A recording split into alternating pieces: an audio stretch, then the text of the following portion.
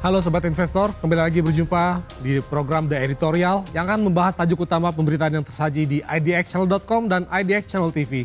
Bersama saya M. Faizal, redaktur pelaksana idxchannel.com. Sobat Investor, pemulihan ekonomi nasional pasca pandemi telah membawa tantangan baru bagi sektor usaha mikro, kecil dan menengah atau UMKM yang selama ini menjadi tulang punggung perekonomian Indonesia.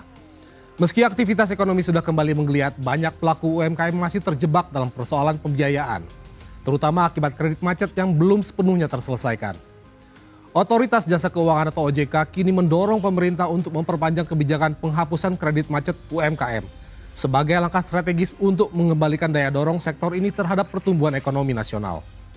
Kebijakan tersebut sebelumnya diatur dalam Peraturan Pemerintah atau PP Nomor 47 Tahun 2024 yang memungkinkan penghapusan kredit piutang macet di sektor pertanian, perkebunan, peternakan, kelautan, dan sektor UMKM lainnya. Hingga saat ini, pelaksanaan program tersebut masih jauh dari target. Dari total 1 juta pengusaha yang diharapkan mendapatkan restrukturisasi utang, baru sekitar 67 ribu debitur dengan nilai total 2,7 triliun rupiah yang telah memperoleh penghapusan. Jumlah ini tergolong kecil dibandingkan dengan potensi kredit bermasalah yang masih menumpuk di lembaga perbankan, baik di bank-bank milik negara atau himbara maupun Bank Pembangunan Daerah atau BPD. Akibatnya perbankan menjadi lebih hati-hati dalam menyalurkan pembiayaan baru ke sektor UMKM karena masih dibebani risiko dari kredit lama yang belum terselesaikan. Dalam situasi ini, dorongan OJK untuk memperpanjang dan memperluas cakupan program penghapusan kredit macet menjadi penting agar sirkulasi pembiayaan bisa kembali lancar dan memulihkan kepercayaan antara bank dan pelaku usaha kecil. Perlambatan pembiayaan UMKM juga terlihat dari data per Juli 2025, di mana pertumbuhan kredit UMKM hanya naik 1,82% secara tahunan. Angka ini menjadi sinyal peringatan bagi pemerintah bahwa pemulihan sektor real belum sepenuhnya merata, terutama di lapisan ekonomi bawah yang banyak bergantung pada UMKM. Lemahnya daya beli masyarakat, ditambah tekanan biaya produksi dan distribusi, menyebabkan banyak pelaku usaha kecil kesulitan menjaga arus kas dan memenuhi kewajiban kredit mereka.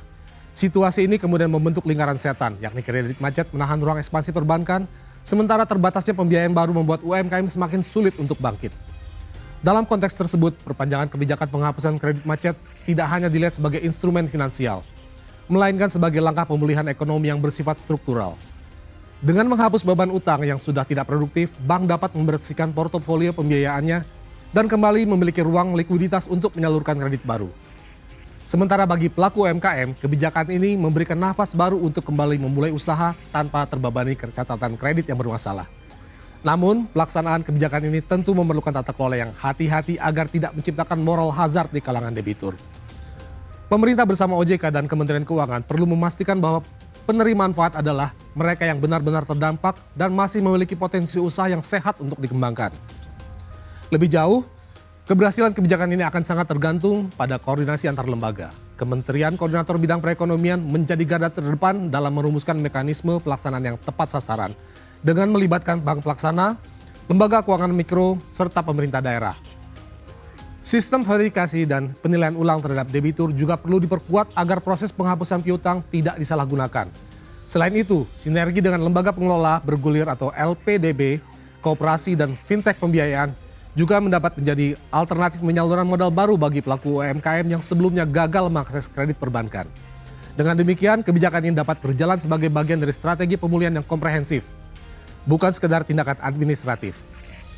Pemerintah sendiri dihadapkan pada tantangan fiskal dalam menyeimbangkan kebutuhan dukungan terhadap UMKM dan menjaga keberlanjutan keuangan negara.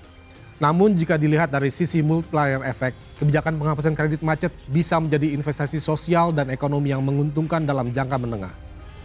UMKM yang pulih diharapkan kembali menciptakan lapangan kerja, menambah aktivitas produksi, serta memperluas basis pajak. Dalam konteks ini, kebijakan tersebut sejalan dengan agenda pemerintah untuk memperkuat fondasi ekonomi domestik yang lebih inklusif dan tangguh terhadap guncangan global. Selain penghapusan kredit, langkah pendampingan dan peningkatan kapasitas usaha juga perlu menjadi prioritas dan terus diperkuat. Banyak pelaku UMKM yang kesulitan bukan hanya karena kurangnya modal, tetapi juga karena lemahnya kemampuan manajerial, akses teknologi, dan penetrasi pasar digital. Pemerintah dan lembaga keuangan harus melihat kebijakan penghapusan kredit sebagai titik awal dari reformasi pembiayaan UMKM, bukan sebagai solusi tunggal. Pendekatan yang lebih terintegrasi, yakni menggabungkan restrukturisasi keuangan, pelatihan bisnis, digitalisasi, dan dukungan pemasaran akan menciptakan ekosistem usaha yang lebih sehat dan berkelanjutan. Jika dikelola dengan baik, perpanjangan kebijakan penghapusan kredit macet UMKM ini bisa menjadi momentum penting bagi kebangkitan sektor real nasional. Ini bukan hanya soal menyelamatkan pelaku usaha kecil dari lilitan utang, melainkan tentang memulihkan semangat kewirausahaan masyarakat Indonesia. Dengan membangun fondasi pembiayaan yang lebih sehat dan inklusif, pemerintah dapat memastikan bahwa pertumbuhan ekonomi tidak hanya dinikmati oleh kelompok besar, tetapi juga menjangkau jutaan usaha kecil yang menjadi nadi ekonomi rakyat. Dalam jangka panjang, langkah ini juga akan memperkuat daya tahan ekonomi nasional dan menjaga momentum pemulihan menuju kesejahteraan yang lebih merata. Demikian program The Editorial edisi kali ini, saya M. Faizal, pamit undur diri. Pantau terus berita ekonomi, bisnis, dan pasar modal hanya di IDX Channel TV, idxchannel.com, dan media sosial IDX Channel. Sampai jumpa.